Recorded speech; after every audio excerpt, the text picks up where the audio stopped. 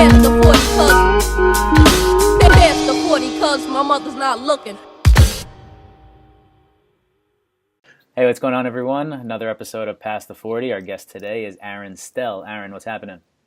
Just down here hanging out, and it's actually where my Scotch locker is here. So chatting with you. You're probably the first guest to at least make it known to us that you have a Scotch locker. So first off, what part of the world are you in? So I'm in Portland, Oregon right now. Is where I live. Awesome. And tell us more about where you're sitting. From here, it looks like, for those of you who are on audio and not video, it looks like you're about to have a 2-bottle minimum, and a DJ is about to start playing some hip hop. Yeah, it's the easy answer is it's technically a wine storage facility, but they have some cool spaces like the one I'm sitting in here where you can go and grab whatever you've got in the back, and then you just bring it out, and they have glasses here and things like that. So it's nice. You bring down, friends, or if you're going out with clients or something like that, you just grab whatever you want to drink, and you pour it up and sit back and sip away. So you're drinking your own booze, and they just provide the atmosphere and the service? Exactly. Yeah, so it's a pretty cool place. And then this particular room has the dark wood and the leather couches and all that kind of stuff. So yeah, it's a nice little cozy environment. It does look quite cozy to sip on a dark liquor with maybe a cigar or a pipe or something like that. Exactly. That's exactly what it's for. Or maybe even wearing a robe with under a lamp, like reading a book or something. That's the only thing I'm missing is I need the big Hefner smoking jacket or something like that. Are you ready for 40 questions here today? Yes, sir. All right, let's get right into it. When you were a kid, what did you want to be when you grew up?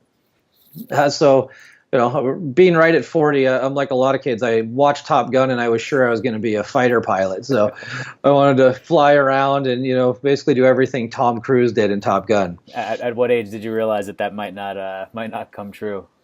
It was really like when I had allergies and, I had other stuff going on. My dad's like, yeah, I don't think they really like people to have allergies when you're a kid. And so I gave up on that at, about middle school. So you're in tech marketing world with a focus in the real estate industry. How do you think technology will change the way that we look at or view real estate in the next, let's say, decade? So I think there's going to be two different ways. One is, if you're in the kind of online lead space, you're going down that direction.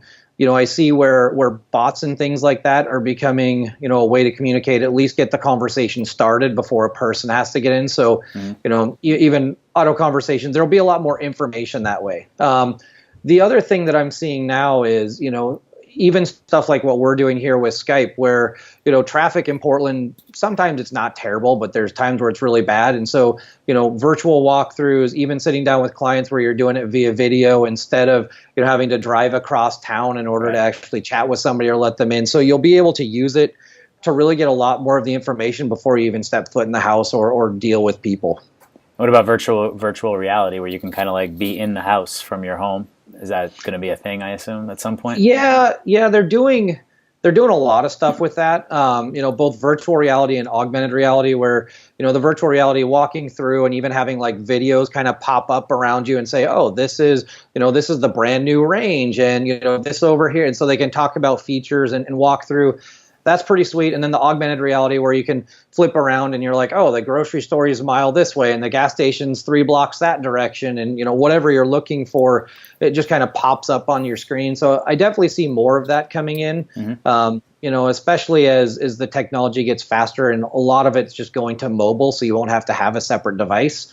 I think that was what was really hindering it previously. What are 3 words that your best friend would use to describe you? Well, they would talk about how I talk too much. That's just, I'm a little chatty and I'm excitable, so I'm sure they would say that. And then just a connector, I'd say, is another thing. I'm always just out there connecting people. Well, listen, excitable and chatty are 2 things that are good for an interview like this, so let's bring them on. Perfect. What's the worst job that you've ever had? I was working right out of college. So I got out of college right after, kind of the tech crash in early 2000s. And all I could get was a temp job in a nail warehouse, picking up these boxes that were they're the size of a shoebox, and they weighed 45 pounds. And so like I'd go there in the morning and it was dark when I drove in. I'd work in this cave picking up these heavy boxes, and then I would leave and go home and it would be dark again. So it was the worst existence of all times. How I got laid off at how Christmas. long did that go on for? It was only like 4 months, and then the guy I was temping for, because it was a temp job, Right. came back, and so literally it was Christmas. I got laid off, and it's like, all right, now I got to go find another job. Blessing in disguise. Yeah, absolutely. Yeah, it wasn't a career I wanted to go down anyway. What is something that you're curious about these days? I'm curious. I'm always reading about things. Lately, I've actually been. I'm getting into like it's almost like psychology, sociology stuff that I end up reading it for marketing, and then I get down these rabbit holes of like what makes people tick and why people think the way they do. I see so much where people are looking. They really they want affirmation for whatever they're thinking already instead of trying to seek understanding. And so figuring out like why, where people are coming from and just trying to kind of study social nuances has been really interesting to me lately. Very cool. What is something in the tech space, like a tech app or gadget that you use fairly consistently that could be helpful for people listening? Well, like on like a daily front, Waze is still like my favorite thing in the world. That's not the most exciting, but if I didn't have Waze, I would go crazy. Trying to think what's on my home screen. I have like 4. If they're golfers, there's an app called Foursome that allows you to go through and you keep all your stats and scores and things like that, and so that way you can track whether you're doing. And usually know whether you're getting better or worse, but you can kind of see where the trends are. Right. That's one I kind of enjoy. Can you find Foursome? Sounds like you'd be able to find people to like fill out your group if you like need an extra. Like I'd heard there's something recently. There's like if you want to find like a pickup hoops game in the street, like there's an app for that now where you can be like, I'm in Brooklyn and I want to play whatever, and you can see how good the competition is. Is there something like that for the golf world? So there's another one called I think it's called the Grint, like Grint, and you can do that. Like it's funny, I was actually trying to develop an app a while ago, and basically what I want to do is kind of combine it with what you're talking about, and then a little like online gambling where you could sit there and everybody throws in the money ahead of time and you're doing like score by score. And some of them will actually do that. Like they'll keep like live tournament results. So if you're playing in like a scramble, you can see where all the other teams are. But that was my thought process of going in something like that would be fun. But the Grint does that. Sticking with Waze, let's say Waze was on your phone and you could only have 2 other apps and everything else had to be erased. What would the other 2 be that you kept? Okay, so what do I use all the time? Like, so we'll get rid of social because I end up on Facebook and Instagram a fair amount. I think kind of like everybody. Everyone should probably get rid of those. Yeah, I would agree with that. And there's a lot of them that are like, they're not that exciting. The Amazon app I go to all the time because it's like every time I see something, I'm like, well, could I just have it shipped to my house instead? Kind of just lazy. Even like I didn't like picking up a dog food bag. So it's like, well, I could either show up on my porch or I can have to carry it out of the store. Totally. So that one would be hard to get rid of, actually. The Amazon app would be a really difficult one. And I use my, I really like my Nike Plus running because if I'm not getting credit for going running, then I don't do it. And so having the little, like the gamification and getting like credit for doing it actually keeps me from being 400 pounds. Right. Need that validation. Exactly. If you could work for any person in the world, who would it be and what job would you want? Any person. I think Mark Cuban is the guy. Like I've just always heard how smart he is, but he's like super smart and driven, but he also seems like he'd be fun. I have a feeling he'd be a ball buster at times too. As far as the actual job, I would honestly just kind of like to be, and I wouldn't want to do it forever, but just like his executive assistant for a while, just to see how he structures his day, what he does, where he goes, kind of get the inside of all of it. I have a feeling if you were in a different department, he would just beat you up all the time. Well, he probably would as an assistant too, but probably. But at least you get to know all the different things that he's working on, rather than just GM of the Mavericks, for example. Exactly. What's a great piece of advice that you've been given that has stuck with you? I was working with it was a consultant, and one of the things that he talked about is constantly practice and work on being confident. And, it's funny, as you get older, you see how many times you go into situations and you can tell the people that are confident and are willing to make a decision and the people that aren't.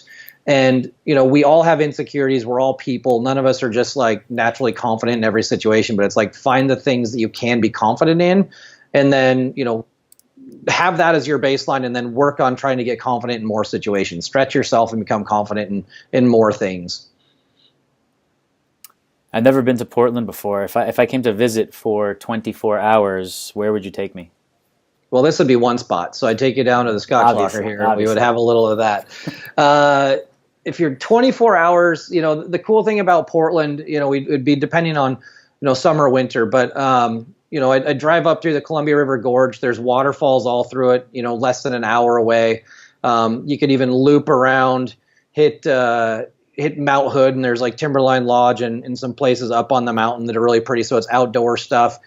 And then I'd probably take you on a little brewery tour. So there's a ton of really good food, ton of really good beer here, all kinds of like micro brews and micro distilleries and things like that. So you can pretty much find anything you want in regards to your flavors.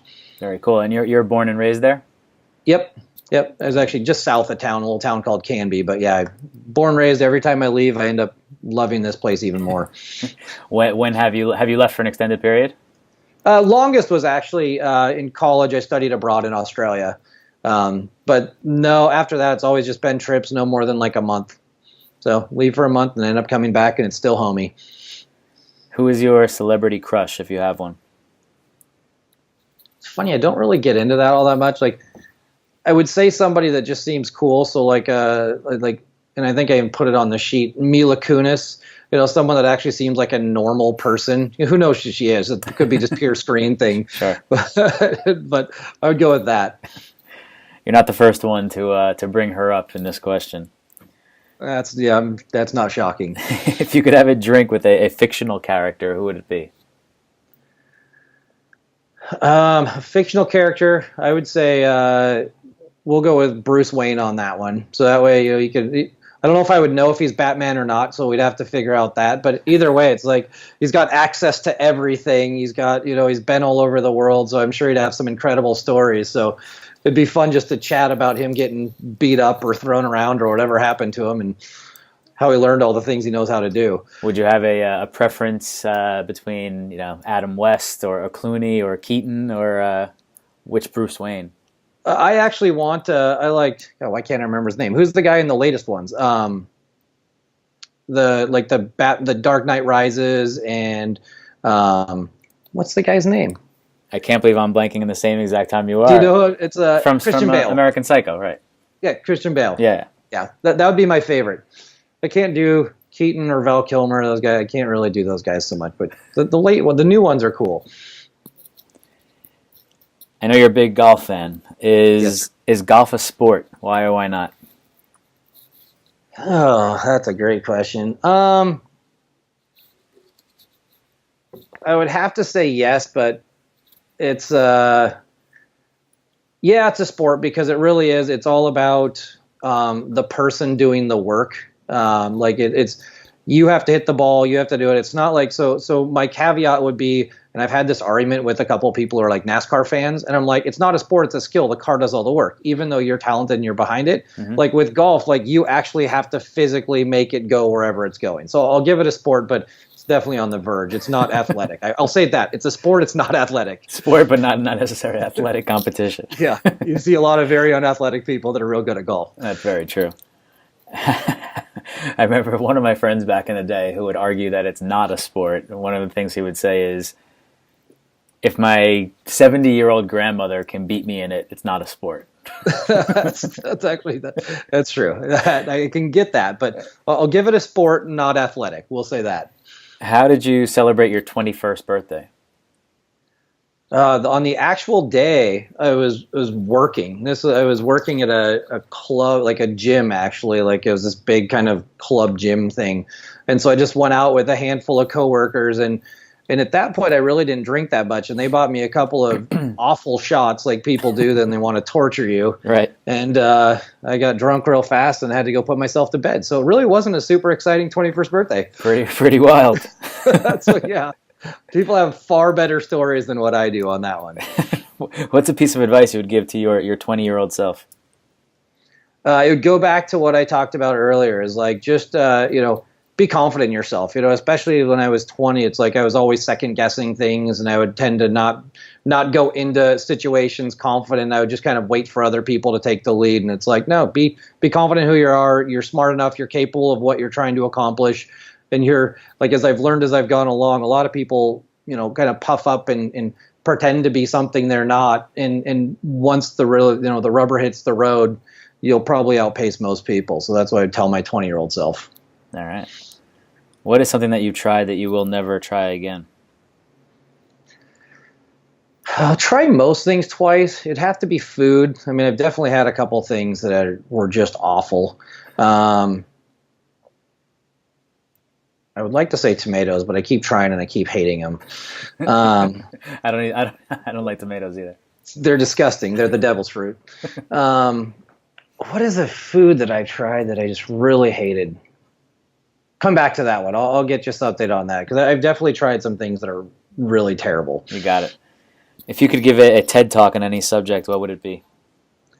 So I have this whole saying that I came up with, and it was mostly like whenever it was during the whole election cycle, where everybody was yelling and nobody was listening. So I call it bullhorns and earmuffs. And so I'd love to give a TED Talk about like flipping that around and actually listening for a second, and not just like I find most people these days are already coming up with their counter argument while the other person's talking. So they're not even listening to what the other person's saying. And if we would actually just take a second, listen, process, and then have a conversation, I think we'd get a lot further versus just bullhorns and earmuffs, yelling at people and not listening. Sounds good. Probably tough logistically to pull that off. Yeah, it is. But TED Talks I find are mostly theoretical anyway. It's all rainbows and butterflies. For sure. What is something that you're really excited about right now? Two things. One, I'm just excited that it's like the weather's finally nice here in Portland. It does stay gray for a while, and so now it's golf season. So I get mostly Saturday mornings I get to go out and play golf with all my buddies. And then I just went on a road trip, and so every so often I get excited about something stupid, and so I want to buy an RV. I don't know what I want or if I'm even going to do it right now, but just the shopping and looking at all of them is just really fun. For sure. So I'll just sit there on the couch and geek out looking at RV photos. Nice. You're a Oregon State fan, I saw from your Facebook page. Alumni as well? Yes, sir. Oregon State alumni fan. Yep. Gary Payton or Chad Johnson? Oh. That's a tough one. I like Chad Johnson just because he's so goofy, and he was there when I was there. So that brief uber small window in time when he actually went to school. Right. But I like Chad Johnson. Let's say, speaking of road trip, before you have to go on a road trip from Portland to Nebraska, and you have to bring 3 people with you. Who are you taking, and it cannot be a family member? All right. Well, right now, because our Oregon State's playing the College World Series final, I would bring. To Omaha? Yeah, I'd go straight to Omaha. I mean, why else do you go to Nebraska? I would go to. I'd bring my buddy Justin because he's a big Beaver fan, and then my buddies. I'd have to figure out which ones want to go. Well, probably Joe and Yuha. They're 3 of my buddies that we end up going to Beaver games together, and road tripping to Omaha would actually appeal to them. Nice. You just mentioned that you just took a road trip. Where did you go, and who was with you on that one? So I was with my girlfriend, and we started in Portland, went through southern Idaho, all the way down through Utah. We hit all 5 national parks down at the south. So really, Utah is one of those states that kind of gets a bad rap, I think. I'd never been there before. Yeah. And I was like, out of all that, so we went there, we went down to all the way to Roswell. That's a whole different story. And then back up through Arizona, Nevada, California, back to Portland. So it was a big loop, and basically the whole Southwest. How long did that take? We did it in 8 days. So we went like 4,000 miles in 8 days. So it was a lot of driving. But Utah's incredible. I would suggest anybody that hasn't been there, go to southern Utah and go through the national parks. They're amazing. I definitely wanted to do the parks with my family at some point when the kids are a little older. That sounds like it just seems like an awesome ride. Yeah, it'll be something they'll remember. Yeah, for sure. You described yourself in your facts as a road tripping warrior. What was the best road trip or a great story that you remember from one of your trips? So my probably the coolest road trip I went on is I had a buddy, and this has now been about 10 years ago or so, and we started in Portland and drove all the way down to the tip of Baja and then back. So we took like a month, and we were in like a pickup and a camper, and he and I would just go down and down in, I mean, you're in Mexico where there's nothing for like miles and miles. So we would just pull out on like the most incredible beaches you've ever seen, just like put down the little like strut things and then inflate the kayak, and we'd be out just like fishing. We'd see like dolphins jumping and whales and just be snorkeling around. And literally there was not a single soul anywhere. That's awesome. And so we could just sit back and have a beer and relax and take naps, and it was awesome. And then just move on to the next place and do the same thing. Exactly. Yep. Rinse, repeat. Not a bad gig. No, it's a great trip. Who comes to mind when you think of the word successful? I would say so. So the guy that founded our company, his name's Pat Stone. He's a guy that seems like everything he touches does well. And so he's one of those super driven guys, super successful. Retired, like before he started our company, he actually had retired and tried to just not do anything, and he just can't handle it. And so he came back and started our company, and it's been about 8 years ago, but now we're in 47 states and going the direction exactly the way he said he would, and wow, and doing well. So yeah, he's kind of a guy that, and he's not successful by chance. He's successful by what he does. Well done, Pat. Yeah. Who is your favorite TV character of all time? TV character. I would say, well, this just comes to mind because we've got this thing coming up, but like I love, I'm forgetting his name, but it's basically Chevy Chase's character in Caddyshack. Mm-hmm.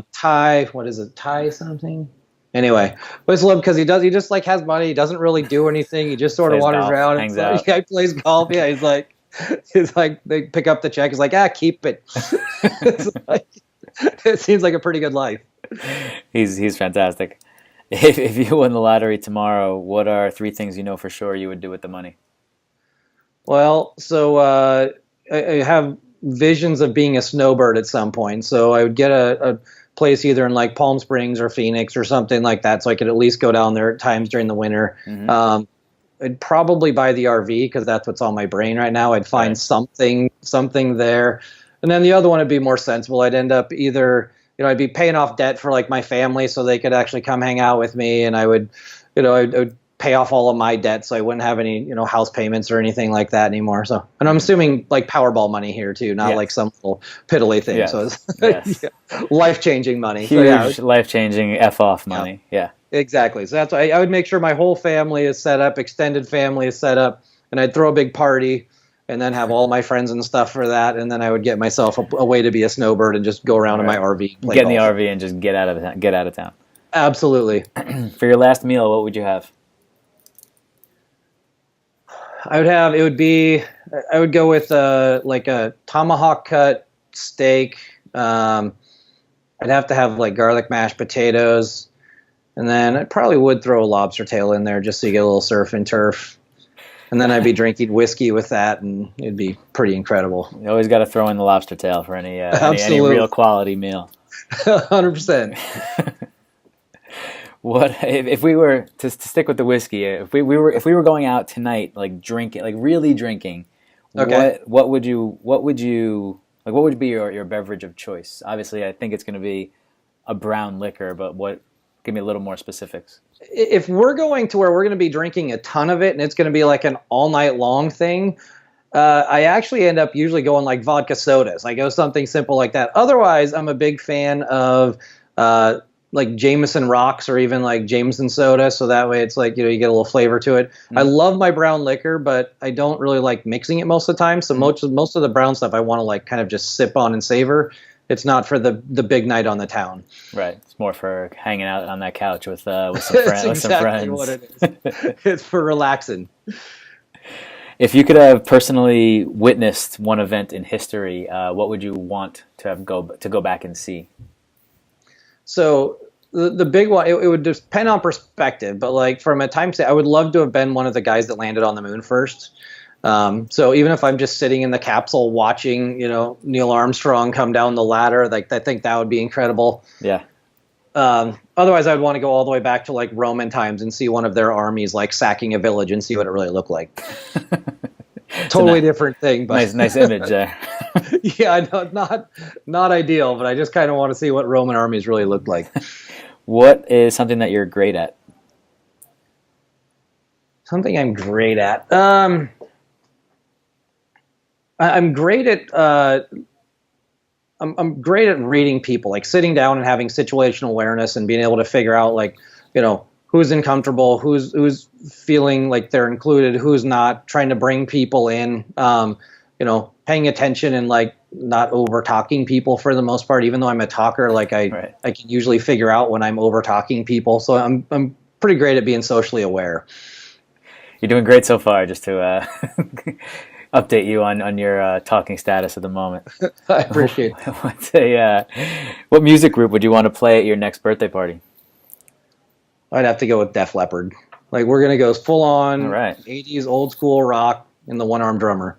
I'm all for a good Pour Some Sugar on Me or absolutely Animal or whatever that album, Hysteria, was that the album? Hysteria, yeah. That was a great one. What's a skill that you want to acquire in the next 40 years? I bought a camera a few years ago, like a full on, like a DSLR. It's not like the real nice one. It's just like one of the, the T2i, I think, but it's like, Canon Rebel. I want to get good at that. I want to be able to, take really cool night shots and to be able to like change exposure and things like that to where like, I don't know, it doesn't look like I took it with my phone and just, put a filter on it. I want it to actually look like what the professional stuff looks like. Is that something that you mess around with now? You're just not great at it yet, or you're just kind of like exactly. You bought the camera and it's sitting somewhere just collecting dust? No, I've taken a lot of photos, but like at this point in time, usually what I'm doing, and I bought a nicer lens, so some of the stuff comes out really nice, but I usually am like putting it on auto. Like I don't know what most of the buttons or things do, so it's like I'm doing it now, but I'm not great at it. What are you afraid of? Monotony. I get really bad at just being stuck doing the same thing over and over and over again. Like gets old really quickly. Do you find yourself in that situation a lot where you're like, all right, I have to change something up here? Not necessarily, actually. I've done a pretty good job of like even like within my career and my relationships and things like that. Like it's been adaptable, so I don't find myself getting stuck in ruts too bad. There's always the ruts, but of course. But for the most part, no. I'm not the 9-to-5 button pusher. I'm not stuck in a cube all day. So life's not terrible. And it's the middle of the week, and you're sitting in a Scotch room on a couch, so you're doing you're doing all right. Exactly. To get away from that cubicle life. Exactly. Fill in the blank. I'm not as blank as I used to be. Oh. A lot of things. Skinny, athletic. Those just come. Those come with the territory. Those come with the. Yeah, I think every 40-year-old could probably answer this. Those two. What is? Did you want another one, or does that work? Hey, if you have one, I'll take it. If you want to stop there, those are the first ones that come to mind. I'm definitely. Yeah, it's all the things that come along with waking up in the morning. You're like, oh man, why does that hurt? And you don't know why. Yet every day I have a new one of those. Exactly. What is a pet peeve of yours? Over talking, and over talking, I mean like people that don't listen. Like so, when somebody just like. When you start to have a conversation and they just like go over the top of you while you're still mid-sentence, like once in a while it happens to everybody, but when that's constantly happening, it drives me crazy. Right. Usually that person's not listening, kind of like your bullhorns and earmuffed crowd. Exactly. What is a quirk of yours that a few people know about? I have a couple. One of them is, and actually, I could go back to pet peeve too. So driving is one of those things because I'm in my car a lot all day long. So fast lane hogs are somebody that drives me crazy. But I don't know if everybody knows that I'm in a hurry all the time for really no good reason. But if I'm in my car, if I'm going somewhere doing something, I've got an intent or purpose. Like I'm trying to get somewhere. I'm trying to get whatever it is accomplished. Yeah. So getting stuck between lollygaggers and people that don't really seem like they're going anywhere drives me bonkers. And so I get quirky. I get irritated real easy with that. Is that just when you're like in the car trying on the way to like get somewhere, or like with if you're sitting at your desk and you're trying to do a task, are you like do you find yourself rushing through things in general? A little bit. I would also say it's like, say you're like going into the grocery store, you're going into like Costco is like my favorite example of this. Like you're walking down like the Costco aisle, right? And it's like 15 feet wide, and yet there'll be like 3 across going like 1 mile an hour and stopping every 3 feet to look at every display on the way down the aisle. And I'm usually like there for like my 4 items and I want to get out. And so like people just leave carts in the middle of the aisle. I'm like, dude, why don't you pull over to the side? And so I can like motor back to grab my whatever, toilet paper and something else and get back to the front of the store where I want to go. That makes me think of a Jerry Seinfeld bit that he does, where he's like, everyone goes to the supermarket with a list. I'm going to get this, and get this, and this. And you get in there and just like, oh, yeah. what's mesquite? It's exactly right. Full of distractions. If you could relive a single day from your past exactly as it happened the first time, what would you choose to experience all over again? If I were going to pick that one, it would probably be, and this is how excited I get about Oregon State stuff, it would be the Fiesta Bowl when Oregon State just crushed Notre Dame.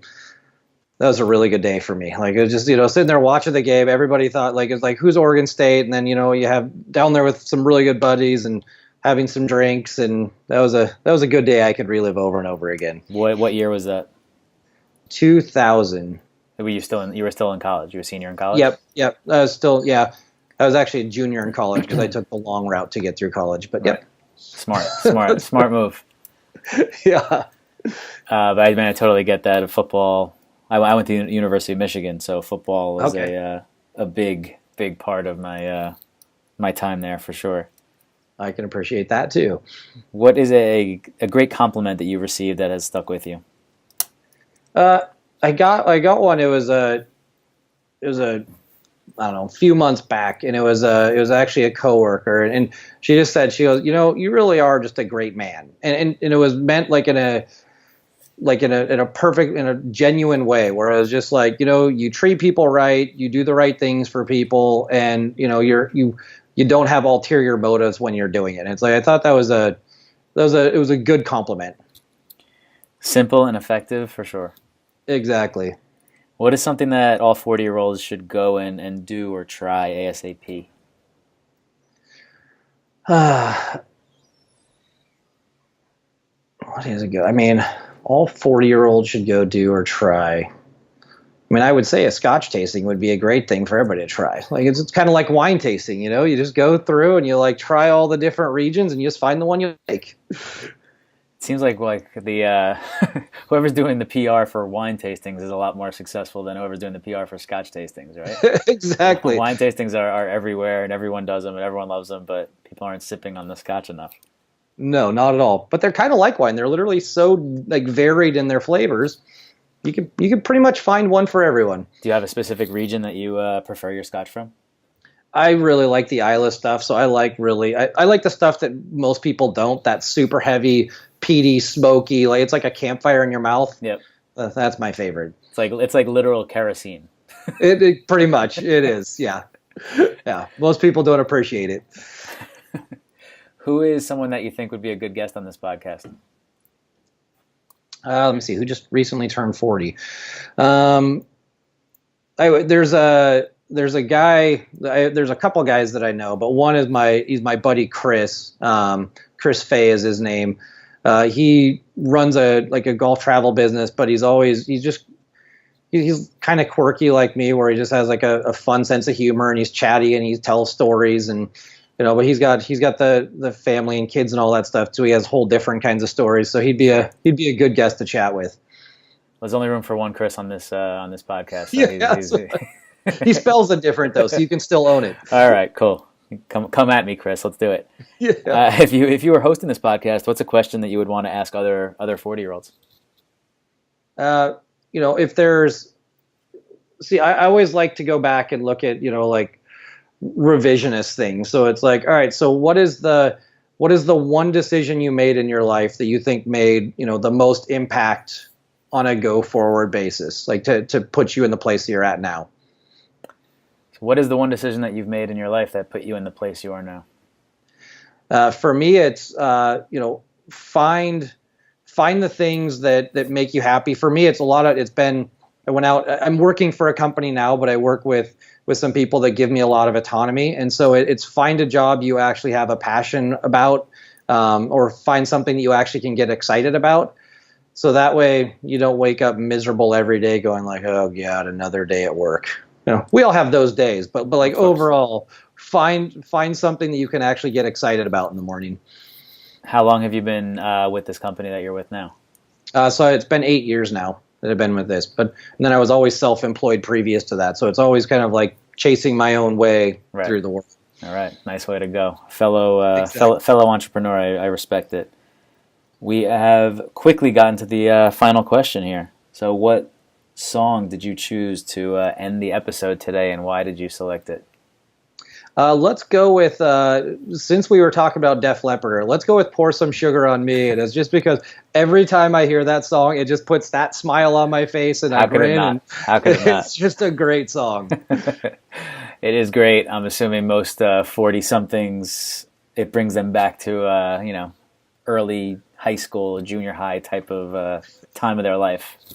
Exactly. It always gives you energy. Where can people find you online if you're interested in people possibly doing that?